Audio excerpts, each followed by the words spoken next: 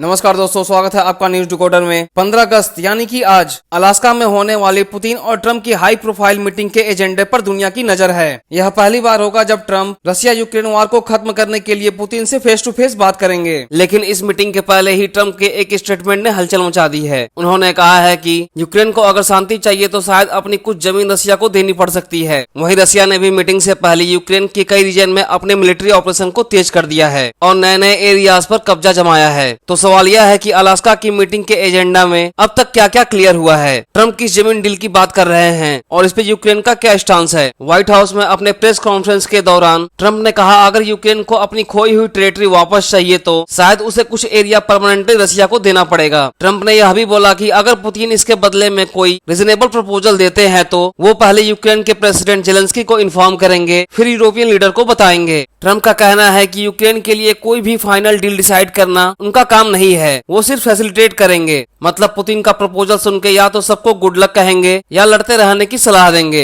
या किसी डील पे पहुंचने का प्रेशर बनाएंगे। अमेरिकन मीडिया रिपोर्ट के मुताबिक व्हाइट हाउस काफी टाइम से यूरोपियन लीडर को यह कन्विंस करने की कोशिश कर रहा है कि वो डोनबास रीजन पर रशिया के परमानेंट कंट्रोल को एक्सेप्ट कर लें। डोनबास में डोनेट्स्क और लुहांस्क दोनों ही इंडस्ट्रियल हब हैं, जहां इंडस्ट्रियल रिसोर्स काफी ज्यादा हैं। साथ ही 2014 में एनेक्स क्रीमिया पर रशिया की सॉवरेनिटी को रिकॉग्नाइज करने की बात हो रही है। पुतिन का स्ट्रेटेजिक गोल यही है कि डोनबास की जियोग्राफी और रिसोर्स पर पूरा कंट्रोल हो, जिससे कि यूक्रेन की इकोनॉमी और मिलिट्री बैकबोन पूरी तरह से वीक हो जाए। पुतिन बार बार कह चुके हैं कि उनका सपना है कि रशिया का इन्फ्लुएंस ओल्ड सोवियत बॉर्डर तक फैल जाए। वो सोवियत संघ के कोलैप्स को 20वीं सेंचुरी की सबसे बड़ी ट्रेजेडी बोल चुके हैं। ट्रंप टीम और कैमरिन की प्राइमरी बातों से जो ड्राफ्ट निकलकर सामने आया है उसके हिसाब से अगर पुतिन डील साइन करते हैं तो रशिया शायद ज़ैपोरिज़्या और खिरासान के कुछ ऑक्युपाइड एरिया से अपना फोकस हटा दे। ज़ैपोरिज़्या का न्यूक्लियर पावर प्लांट भी यूक्रेन वापस लेना चाहेगा, क्योंकि यह उसके लिए एनर्जी सप्लाई का मेजर सोर्स है। यूक्रेन भी यह चाहेगा कि रशिया सुमी और खार्किव के पास के अपने कैप्चर एरिया को छोड़ दे ताकि नॉर्दर्न बॉर्डर पर प्रेशर कम हो। लेकिन पुतिन अपनी तरफ से बड़ी शर्त रख सकते हैं, यूक्रेन का नेटो और European union membership permanently block किया जाए। अगर वेस्ट इस कंडीशन को एक्सेप्ट कर लेता है तो यह रशिया के लिए एक बड़ी डिप्लोमेटिक जीत होगी, क्योंकि इससे यूक्रेन फ्यूचर में वेस्टर्न अलायंस का पार्ट कभी नहीं बन पाएगा। वहीं दूसरी तरफ यूक्रेन के प्रेसिडेंट जेलेंस्की ने मीटिंग के एजेंडा और रशिया की शर्तों का खुला विरोध किया है। उनका कहना है हमारे बिना कोई भी फैसला एक डेड डिसीजन होगा जिसकी कोई वैल्यू नहीं होगी। यूरोपियन यूनियन ने भी ज्वाइंट स्टेटमेंट में क्लियर कर दिया यूक्रेन की शांति का रास्ता यूक्रेन के बिना डिसाइड नहीं हो सकता। इंटरनेशनल बॉर्डर को फोर्स से चेंज करना अनएक्सेप्टेबल होगा। यह statement France, Germany, Poland, UK, Italy, Finland और यूरोपियन कमीशन ने मिलकर दिया है। इनका स्टांस है कि पहले एग्जिस्टिंग कॉन्फ्लिक्ट जोन पर बात हो, उसके बाद ही फ्यूचर एग्रीमेंट डिसाइड किए जाएं। जेलेंस्की का मानना है कि पुतिन सिर्फ अमेरिका को स्वीट टॉक करके अपनी कंडीशन मनवाने आए हैं। उनके मुताबिक रशिया का मेन गोल अपने कैप्चर टेरिटरी को लेजिटिमाइट कराना है।